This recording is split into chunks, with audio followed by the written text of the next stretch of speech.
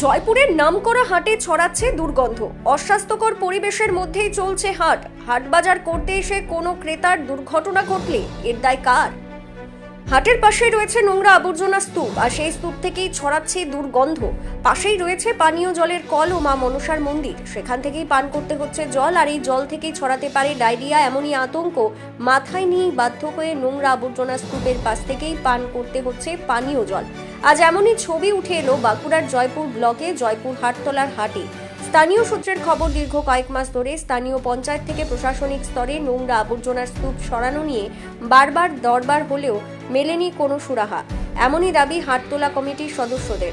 দীর্ঘ বছরের পর বছর ধরে হাটে ব্যবসা করতে আসা কয়েকজন ব্যবসায়ী তারা জানান, তাদের বসার জায়গার পাশেই রয়েছে এই নোংরা আবর্জনা স্তূপ। সেই স্তূপ থেকে ছড়াচ্ছে পচা দুর্গন্ধ, ভনভন করছে মশামাছি। মশামাছির উপদ্রবে অতিষ্ঠ স্থানীয় এলাকার মানুষ। নোংরা আবর্জনার পচা গন্ধে নাক চাপা দিয়ে বিক্রয় করতে হচ্ছে সবজি। সেই পরিবেশের মধ্যেই চলছে কেনাবেচা। তবে এই নোংরা দুর্গন্ধের জন্য এই ব্যবসাদারদের অনেকটাই ক্ষতির সম্মুখীন হচ্ছেন তারা। গন্ধের কারণে আসতে চাইছে না খদ্দের, তবুও পেট চালাতে ছুটে আসতে হয় জয়পুর হাটে। তাই তারা জানান, দ্রুত এই নোংরা আবর্জনা সরিয়ে নিলে যেমন রোগ জ্বালার হাত থেকে নিস্তার পাওয়া যাবে, তেমনি নিস্তার পাওয়া যাবে এই দুর্গন্ধ থেকে মুক্তি, এমনটাই জানান তারা। অবশ্যই লাগে, গ্যাস গন্ধ লাগছে, টিকা যায়নি গন্ধ, খদ্দের বাদে অসুবিধা হচ্ছে, বিরাট ছন্ন গন্ধ পাতি, বিরাট ব্যাপার। এখানেতে দেখলাম যে ওখানে একটা পানীয় জলের ট্যাপ রয়েছে, ওখান থেকে কি মানুষ জল নিচ্ছে? জল কোথা থেকে গেলেন? বিরাট গন্ধ লাগছে, জল ওখান থেকে খাওয়া হয়, ওই জলই খান? হ্যাঁ। এখানে খদ্দের বাতিরও অসুবিধা হচ্ছে, আমাদেরও হচ্ছে, গ্যাস গন্ধ লাগছে। যাতে করে এটা পরিষ্কার করা যায় সেই ব্যবস্থা করব। আমরা চাইছি যাতে এটা পরিষ্কার হয়ে যাক, সেটাই চাইছি। জল, পানীয় জল পাই। আপনার নাম? তাপস আচার্য। এখানে কি করেন?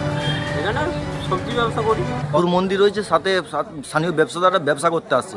এখানে পানীয় জলের একটা ট্যাপও রয়েছে, এখান থেকেই পানীয় জল নিচ্ছে। কি বলবেন, এত দুর্গন্ধের মধ্যেও রয়েছে মানুষ? আমরা আমাদের যে হাট ষোলোআনা, আমরা ব্লকেও বলেছি, বা আমরা যে পঞ্চায়েত সমিতি আমাদের হাতের ডাক আছে, আমরা তাদের কাছে অনুরোধ করব এই জঞ্জাল ফেলার জন্য যেন একটা সুব্যবস্থা করে দেয়।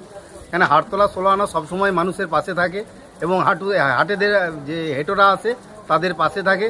হ্যাঁ, কী করে এগুলো পরিষ্কার করা যায়, বা এখানে পানীয় জলটা যেমন ভালোভাবে খেতে পারে মানুষ, কেন এগুলো খেলে মানুষের অসুস্থ হয়ে যাবে। এই জঞ্জাল যদি না সরানো হয়, এইখান থেকে মানুষের ডায়রিয়া হবে, আর হবে শরীর খারাপ হবে, তার পরিপ্রেক্ষিতে মানুষের অনেক ক্ষতি হবে।